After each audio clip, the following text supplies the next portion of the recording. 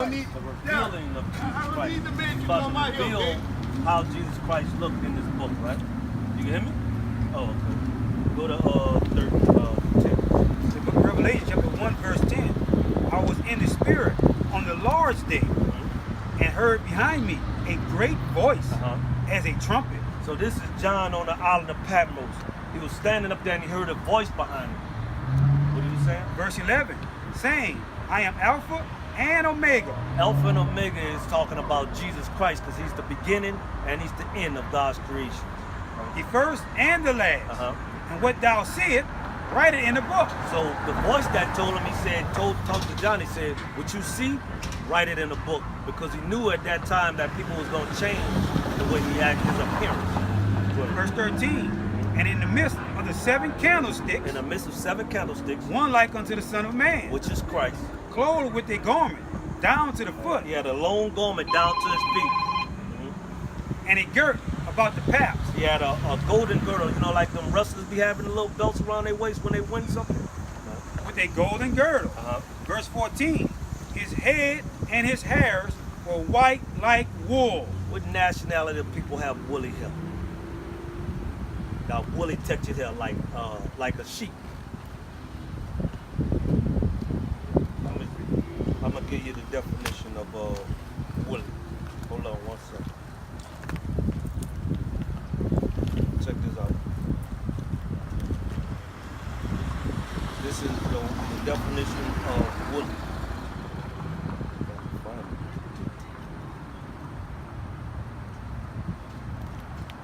The definition of woolly is on dictionary.com.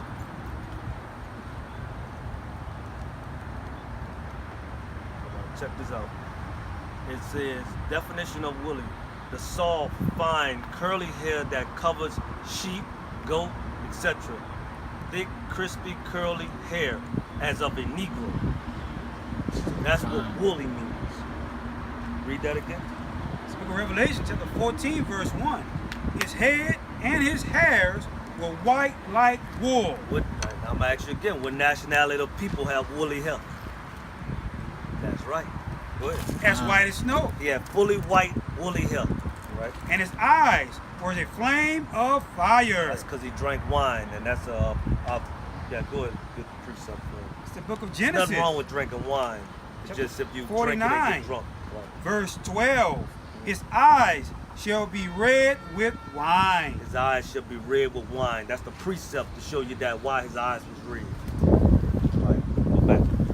This is the book of Revelation, chapter 1, verse 15. And his feet like unto fine brass. What color is brass? Like John looked down and he looked at his feet because he had sandals on. So he looked down at his feet and he said his feet was what? Like unto fine brass. What color would brass be? Brass.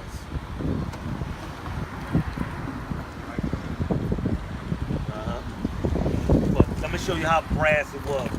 As if they burned in a furnace. Now you take that tan and you burn it. What color is gonna get there? No, if it burned with a D. Once it's finished burning, what color is gonna get? If it's already tan and you burn it, what color would it get? That's right. That's right. Now if his feet was black, shouldn't the rest of his body be black too? Now he got woolly hair and he got tan feet right along and it burned, so his whole body is black. So this is the description of Jesus. So that's why I was asking you, you thought this guy was Jesus, Right. but actually Jesus looked closer to this guy. That's right. According to the Bible. He looked just like you. He looked just like me. He looked like that brother. That's right. Didn't know that, huh? It's good. Well, the problem is, now we got a problem. Because they pushed this guy on us for a long time. And Jesus was a Jew. Jesus was a so-called Jew. And by us reading that, we find out that he's a black man. All right? And what I'm saying is, where is his people? If he's black, where's his people? Those people that saying that they're Jews, they don't look like him. You know the people, the white people that say that they're Jews, but they don't look nothing like him. So who you think his people are today? We got a problem.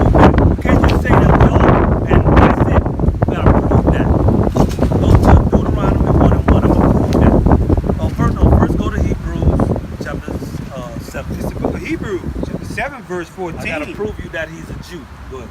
For it is evident that our Lord, Our Lord Christ sprang out of Judah. He sprang out of Judah. That's right. Judah would be today, would be the American black. See, Judah would be so-called African American today, That's right.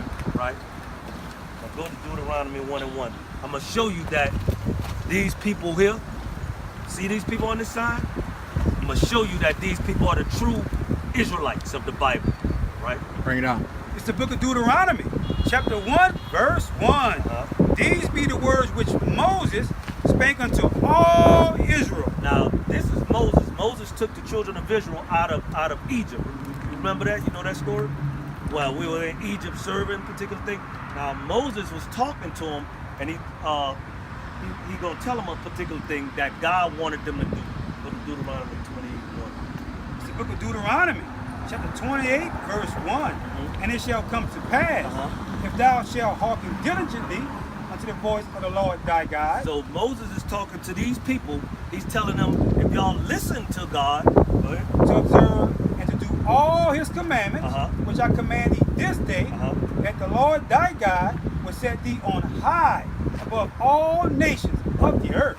God said if these people do his laws, he gonna put you above everybody that's right. on this That's right. planet, not below. Do it look like we above everybody right now? Right. That's right. Now let me show you why. Go to 15. Bring it It's out. the book of Deuteronomy, chapter 28, verse 15.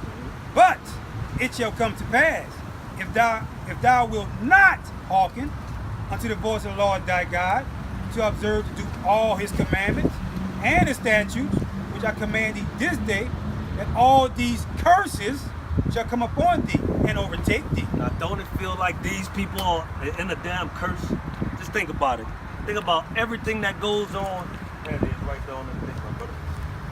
Everything that goes on with these people, the blacks, Hispanics, Native Americans, don't it seem like they're in a curse? Something's wrong. No matter with the first hired, last hired, first fired. Look at this trash all over. We hate each other. We shooting and killing each other. Don't it seem like we're in a curse? That's right. Right. Well, let me show you that we didn't. He was giving us right here. He was telling us what I said. Choose life or death. What is that? This day, I give you choose life or death. Don't worry about it. Look, let me show you, because the goal is to prove that who these are. And let me show you some of these curses that came upon us, because we're gonna identify these. Go to 45, because he said that he gonna put these curses on these people to identify who they are in these last days, right? It's the book of Deuteronomy, chapter 28, verse 45. Moreover, all these curses, what? Curses shall come upon thee, and shall pursue thee, and overtake thee, till thou be destroyed. 46. Verse 46. And there shall be upon thee, Talk about the curses gonna be upon these people for a sign and a wonder, and upon thy seed forever. So that means forever these curses are going to be on us for the identified. Go back to 45. Verse 45. Moreover, all these curses shall come upon thee, and shall pursue thee, and overtake thee, till thou be destroyed, because thou hearken not unto the voice of the Lord thy God, to keep his commandments and his statutes, which I command thee this day. 46 again. Verse 46. And they shall be upon thee for a sign. What is a sign? What does a sign do?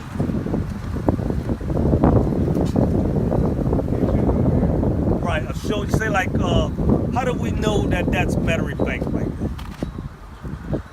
Because it's saying There's a sign on there, right? And that's what he said. These curses are going to be on these people as a sign to show them who they are that last day. And he said it's going to be on them forever, because like people say, well, if they did something differently, that it'll change. But no, he said it's going to be on them forever, for a sign and a wonder to identify them.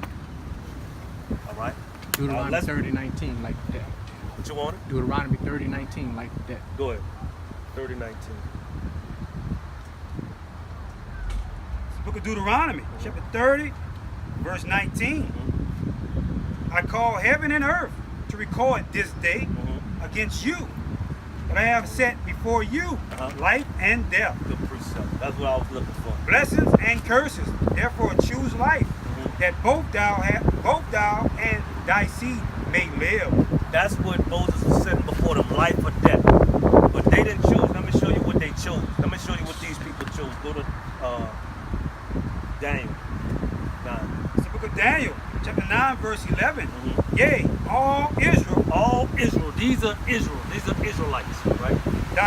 transgressed thy law, Uh-huh. even by departing, that they might not obey the voice. Good. Therefore the curse is poured upon us, The curses are poured upon us. and the oath that is written in the law of Moses, Uh-huh. the servant of God, because we have sinned against him. Uh-huh.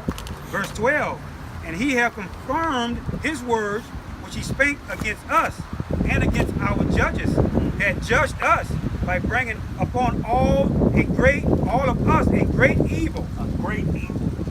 For under the whole heaven have not been done, as have been never been done upon Jerusalem. Now look what he said. He said that he poured upon them a great evil. Now wouldn't you think that slavery, putting them in slave ships, wouldn't that be a great evil? Now that's what happened to those people, right? Now let me show you that's biblical. That's in the Bible. Go to 28:16. Book of Deuteronomy, chapter 28, verse 68. Because we're still identifying who these people are. But And the Lord shall bring thee into Egypt. Egypt means bondage or slavery. Prove that.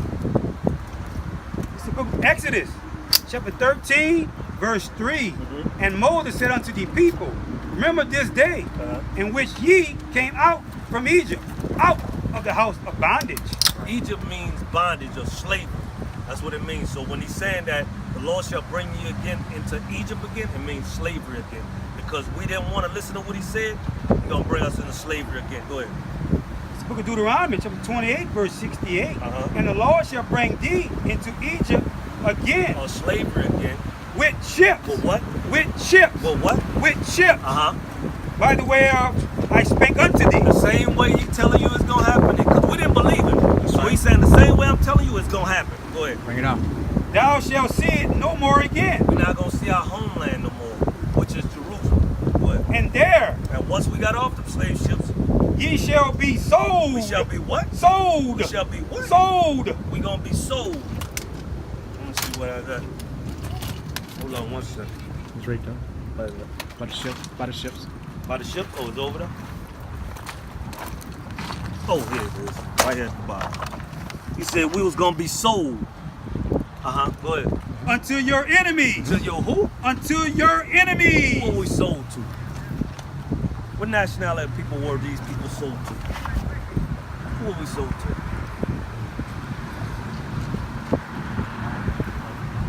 That's right. Good. For bondmen and bondwomen. And no man shall buy you. That means no man shall redeem you but Christ. Christ is the only redeemer we have. That's right. But what did he call them people? You missed that? Go back to it. Read the bottom of it. Chapter 28, verse 68. Uh-huh. And the Lord shall bring thee into Egypt again with ships. By the way I spake unto thee. Thou shalt see it no more again. So you gonna see it no more? And there ye shall be sold unto your enemies. That's what he called them. He called them their enemies. That's right. What? For bondmen For slave right. man? and bondwomen. That's right. And no man shall buy you. And no man should buy you. Now the reason why I got that, and we wanted to touch on the fact that they were our enemies, because I want to ask you, would a friend do this to you? Huh? Your own family did it to you? Oh, okay. Yeah. But listen, trust me, they never did this to you. They ever put yokes of iron on your neck? We have enemies in our Never. family, though. Yeah, they have enemies. Right. But they never done all of this to you. They never sold you on slave ships. But just imagine packing people by the thousands on top of one another from a trip it said took a year and a half to get over here. And traveling that way. Then when you get off, they putting yokes of iron around your neck. Taking your wife and your daughter, a little bit, and raping them and doing whatever they wanted to them. Right. That's why it's talking about that's your enemies, Right. according to the Bible. But the goal was to prove to you that you're not a regular person. That's right. You are an Israelite, according to the Bring it Bible. out. Give me Deuteronomy 7:6. Let me show you how God actually sees you. That's right. God don't see you as a regular man. God sees you as something very special and dear to him. That's the right. book of Deuteronomy, chapter 7, verse 6. I went blowing. Go ahead. For thou art an holy people unto the Lord thy God. Holy means separate. God called those people separate to him. That's right. The Lord thy God has chosen thee He chose us. to right. be a special people unto himself Uh-huh. above all people. Above what? Above all people That's right. that are upon the face of the earth. So God looks at you as above all people that's on his face of this earth. But we go back to why we don't feel like we're above though.